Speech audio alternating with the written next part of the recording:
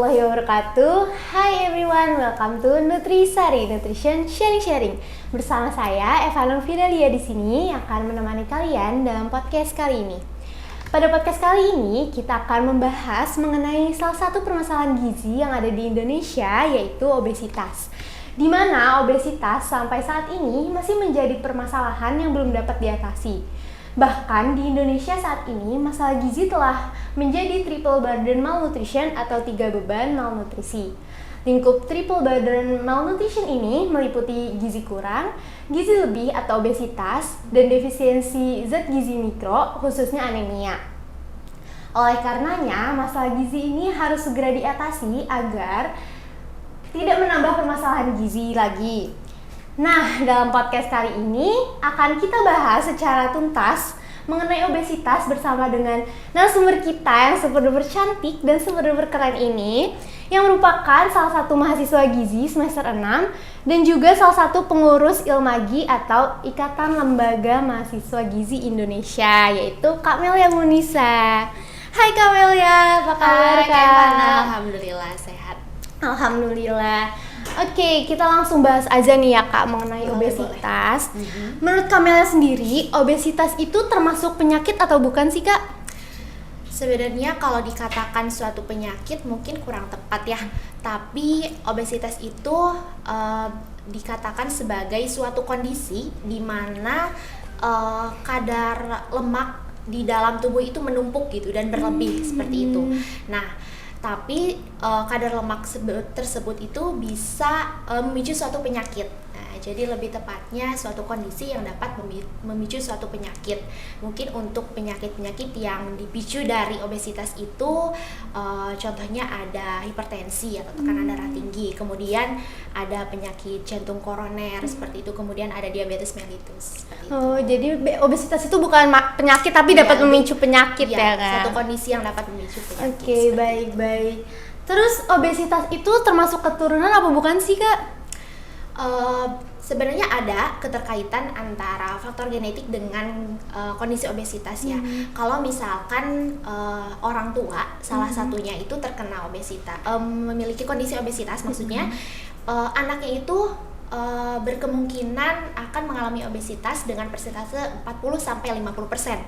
Dan kalau misalkan keduanya, maksudnya kedua orang tuanya itu dia memiliki kondisi obesitas, nanti anaknya juga memiliki kemungkinan mengalami obesitas itu persentasenya lebih tinggi, yakni 70-80%.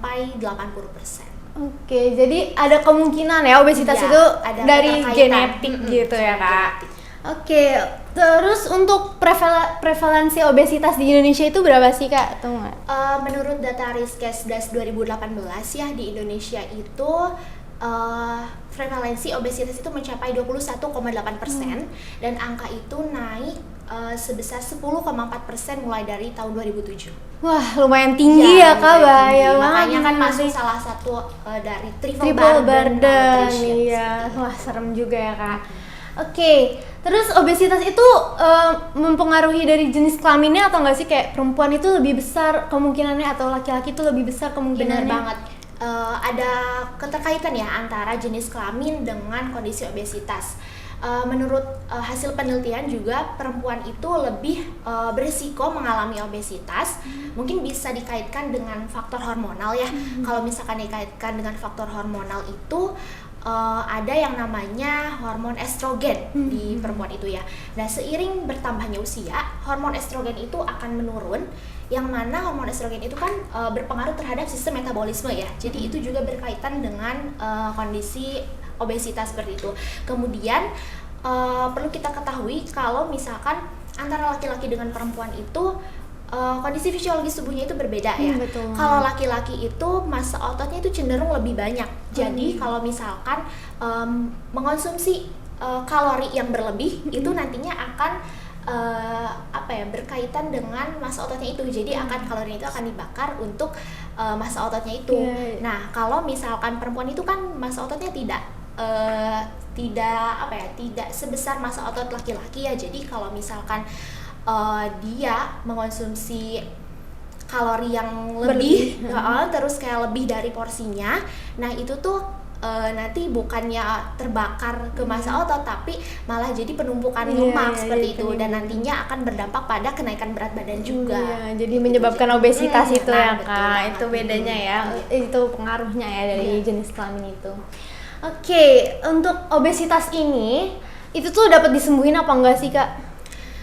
Sebenarnya kalau untuk kata disembuhkan mungkin kurang tepat ya, tapi ditangani. Kalau misalkan ditangani tentu bisa ya, obesitas bisa ditangani dengan memulai diet memulai diet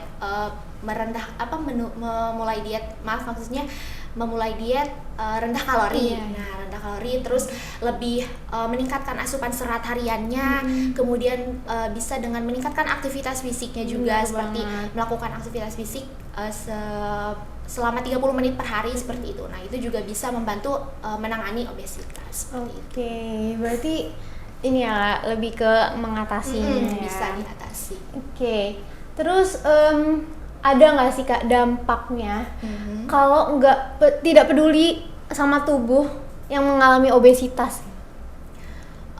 Kalau dampak mungkin lebih ke bagaimana orang itu menyikapi mungkin ya. Nah, kalau misalkan orang yang dia sadar kalau obesitas ini ternyata nggak baik nih gitu, misal dia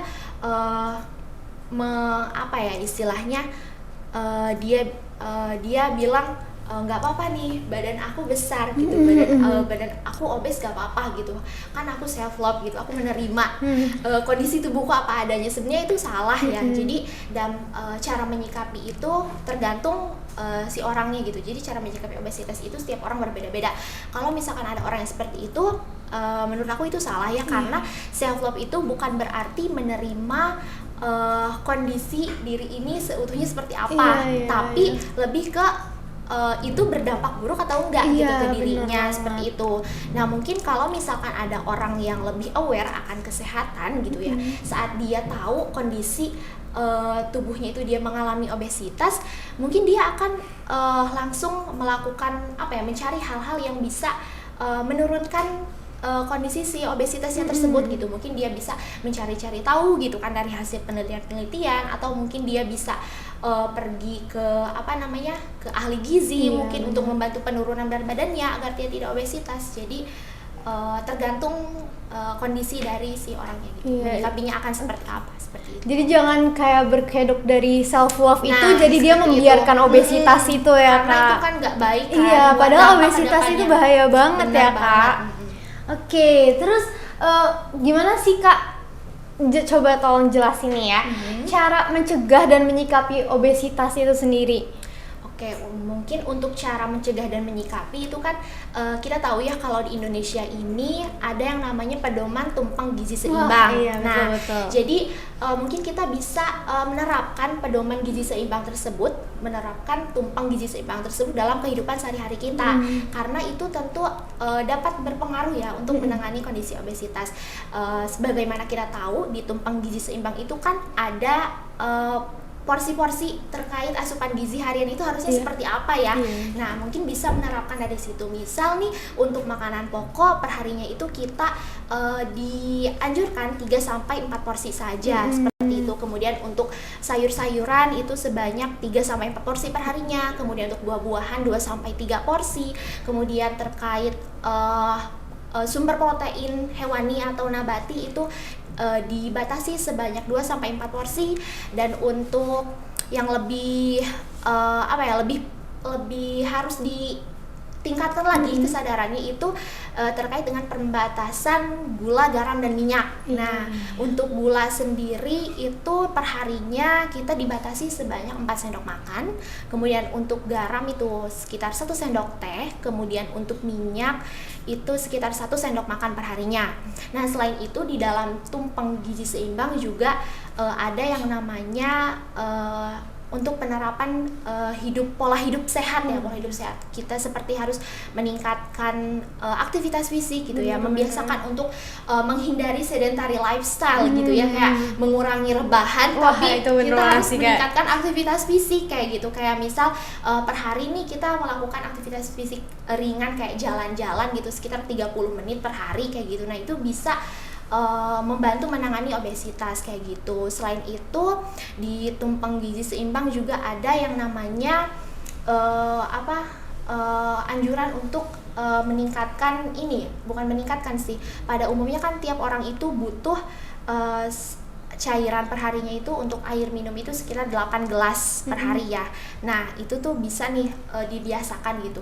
Jadi kalau misalkan orang yang obesitas itu kan biasanya lebih senang meminum minuman yang manis kayak gitu kan ya. Iya, Dia tuh bener, kayak minuman udah yang saset nggak gitu ya, sehat-sehat gitu iya, kan. Nah bener itu sih. kan kalorinya tinggi ya. Bener Jadi banget. bisa dihindari dan bisa diganti dengan menerapkan anjuran di tumpeng gizi seimbang itu untuk meminum sekitar 8 gelas per hari air putih seperti itu. Jadi lebih sehat juga. Betul.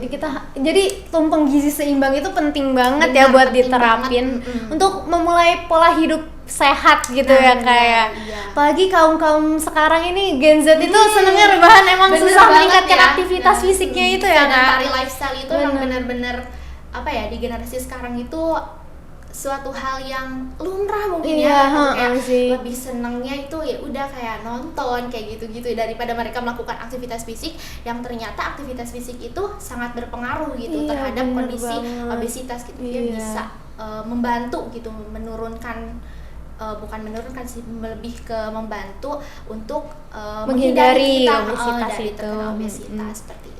Iya, padahal aktivitas fisik itu penting banget ya. Jadi Benar banget. mulai sekarang bisa untuk diterapin ya diterapin ya. pelan-pelan. Iya, benar Dicoba untuk menaikkan itu tingkat aktivitas fisiknya tersebut. Meningkatkan kesadaran juga Iya, gitu kan. betul.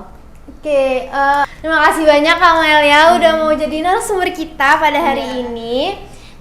Kurang lebihnya mohon maaf. Saya Fanu Fidelia pamit undur diri. Jangan lupa buat like, comment, subscribe ke YouTube-nya FPK Win Wali Songo dan juga ke YouTube Nutrisari. Sekian, wassalamualaikum warahmatullahi wabarakatuh. See you.